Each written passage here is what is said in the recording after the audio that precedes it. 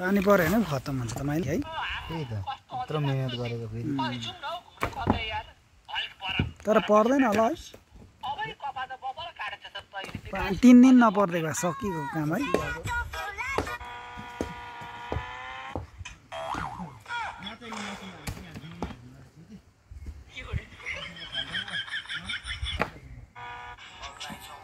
त्यो मसिनो खालको उयो हाल्दिउँ न आइते त्यहाँ चाहिँ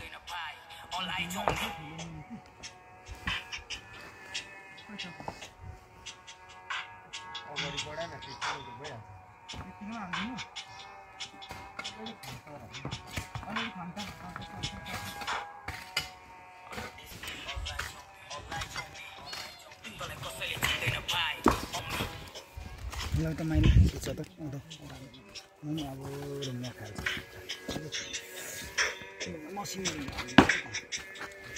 क्यामेरा कति आउँटी फुटेर होइन छ त यसको त हाम्रो यो सूर्यदेव नगरपालिका 1 मा चाहिँ ट्र्याक्टर न चिप्लेर सारो हाम्रो सुरेन सरले बजेट छुटाउनु भएको यहाँनिर लगभग यहाँ 6-7 जना मान्छे नै लागिसकेको छ लेबर आज मात्रै लगभग 9 ट्र्याक्टर जति ढुङ्गा बाटोमै लागिसकेको छ अझै पनि यहाँ कम्प्लिट भइसकेको छैन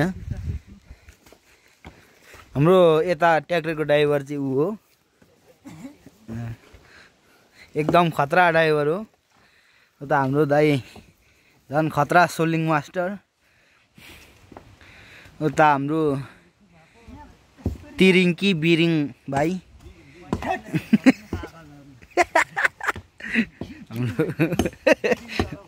हाम्रा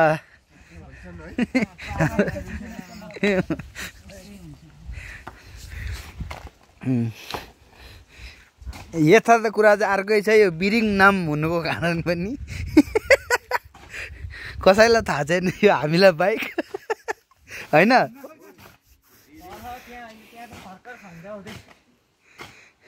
एकचोटि पारा दिने न प्रकाश ओ प्रकाश खोइ पारा देखाउने न तिरिङ के अरे नाम चाहिँ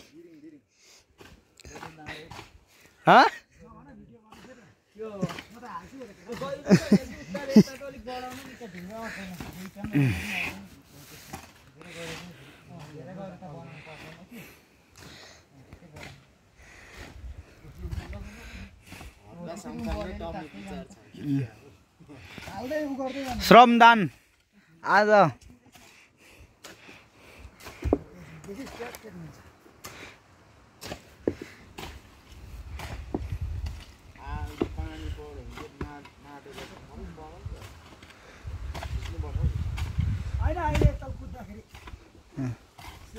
खिच्नु कि थिच्नु भन्दैछ ए खिच्नु त म खिचिरहेको छु नि त्यही त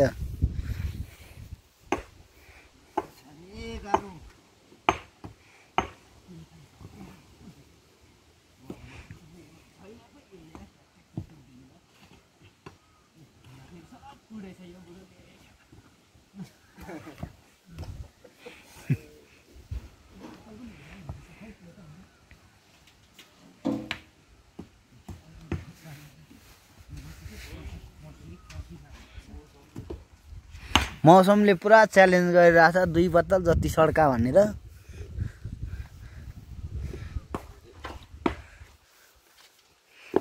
अब तल लोड लिएर कसरी झर्नु भन्ने सोचिरहेको छु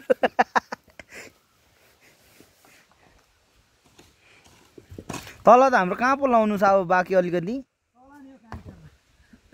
कामिटारमा अब यहाँ जति उब्रिन्छ ढुङ्गा त्यति लगेर जानुपर्छ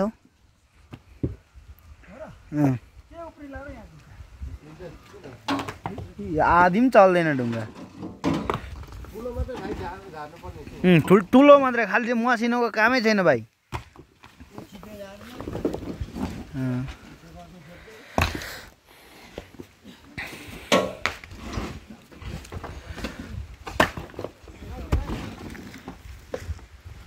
पानी कि हावा पुरा छेरेङ रेङ रेङ रेङ बजेर आइरहेछ।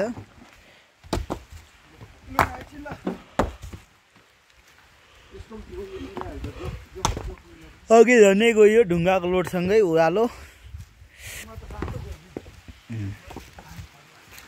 यो हावा बजेको होइन भन्ने मलाई पुरा लागिरहेछ।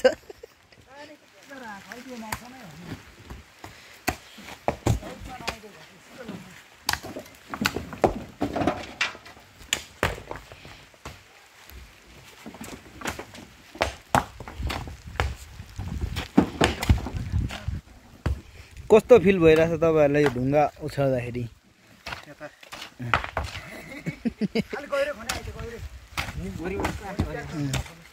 दाजुलाई चाहिँ कस्तो अनुभव भइरहेछ दाजु ढुङ्गा बोक्दाखेरि? प्रकाश भाइलाई कस्तो फिल भइरहेछ? एकदम दामी भइरहेछ। यता हाम्रो कोदाली चलाउने दाजुलाई चाहिँ कस्तो भइरहेछ आज?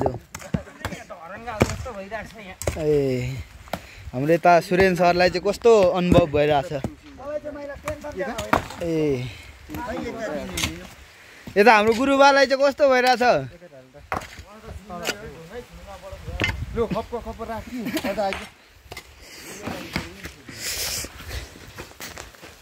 यहाँ फेरि 1-2 लाखको ब्याग मात्रै हो यहाँ।